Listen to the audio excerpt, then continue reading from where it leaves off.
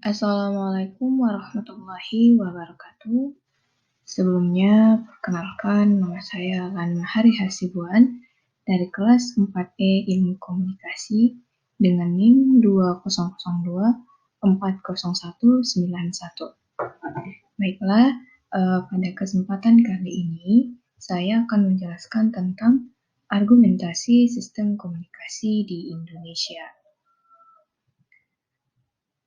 Slide pertama adalah tentang sistem komunikasi di Indonesia.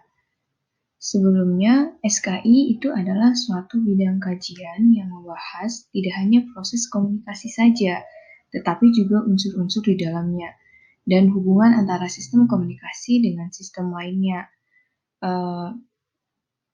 serta bagaimana gambaran berlangsungnya sistem komunikasi di Indonesia. Nuridin dalam bukunya berjudul Sistem Komunikasi Indonesia mengelompokkan SKI menjadi beberapa bagian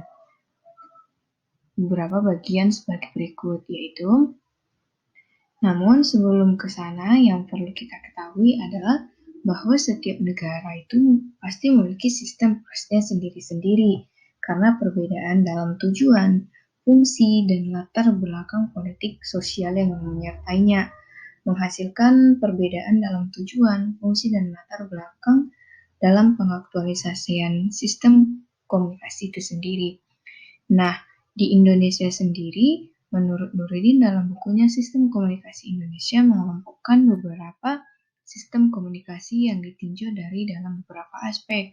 Yang pertama itu, jika ditinjau dari segi wilayah geografisnya, sistem komunikasi dibagi menjadi dua, yaitu sistem komunikasi di pedesaan dan perkantoran.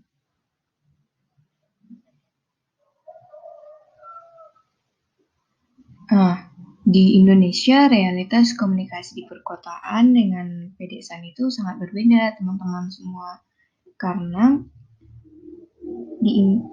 di desa, sistem komunikasi sangat dipengaruhi oleh keberadaan opinion leader atau pemimpin opini atau pemuka pendapat sebagai pihak penerjemah pesan, interpretor karena kelebihannya dibandingkan masyarakat kebanyakan. Nah, adapun masyarakat kota, sistem komunikasi sangat dipengaruhi oleh keberadaan media massa, mengingat ciri masyarakat kota lebih individualitas dibandingkan masyarakat desa. Ini juga sejalan dengan tingkat perkembangan pendidikan warga kota yang memungkinkan mereka lebih bergantung pada media massa.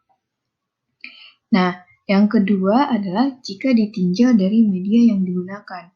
Ada sistem media cetak seperti surat kabar, majalah, tabloid, sistem komunikasi, sistem media elektronik seperti televisi, radio, dan sistem media online atau internet. Di samping itu pula ada sistem media tradisional, teman-teman. Misalnya saja seperti wayang, ketoprak, ludruk, atau bentuk komunikasi lainnya seperti cerita prosa rakyat, seperti mit, legenda, dongeng. Yang kedua itu ada ungkapan rakyat seperti peribahasa, pepatah, dan yang ketiga puisi seperti puisi rakyat, nyanyian rakyat, teater rakyat, gerakan isyarat, alat pengingat, dan alat bunyi lainnya. Nah, yang ketiga, jika ditinjau dari pola komunikasinya, ada sistem komunikasi dengan diri sendiri, yaitu interpersonal communication system, sistem komunikasi antarpersonal atau intrapersonal communication system, sistem komunikasi kelompok atau small group communication system, dan yang terakhir, dan itu adalah sistem komunikasi massa atau mass communication system. Nah, itu dia berbagai jenis sistem komunikasi yang dikelompokkan menurut Nuruddin yang beliau kelompokkan dalam bukunya berjudul Sistem Komunikasi di Indonesia yang ditinjau dari berbagai segi aspeknya. Kita masuk ke dalam materi berikutnya, yaitu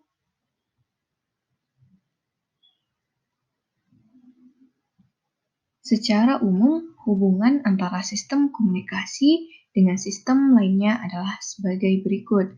Masih berpatokan pada referensi buku Nuruddin yang tadi berjudul Komunikasi, Sistem Komunikasi di Indonesia. Beliau menjelaskan dalam bukunya bahwa sistem komunikasi itu dipengaruhi oleh beberapa hal, teman-teman. Nah, beberapa hal tersebut adalah satu, sistem komunikasi dipengaruhi oleh sistem sosial.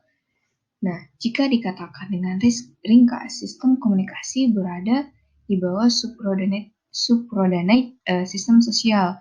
Sistem sosial adalah sebuah bangunan sistem yang besar yang di dalamnya mempunyai subsistem, termasuk sistem komunikasi itu sendiri. Sedangkan sistem komunikasi bersama sistem lainnya yang juga merupakan bagian dari sistem sosial mendukung eksistensi atau keberadaannya secara bersama-sama. Misalnya, sistem ekonomi, sistem budaya, sistem politik itu mendukung dan memberi arti keberadaan sistem sosialnya.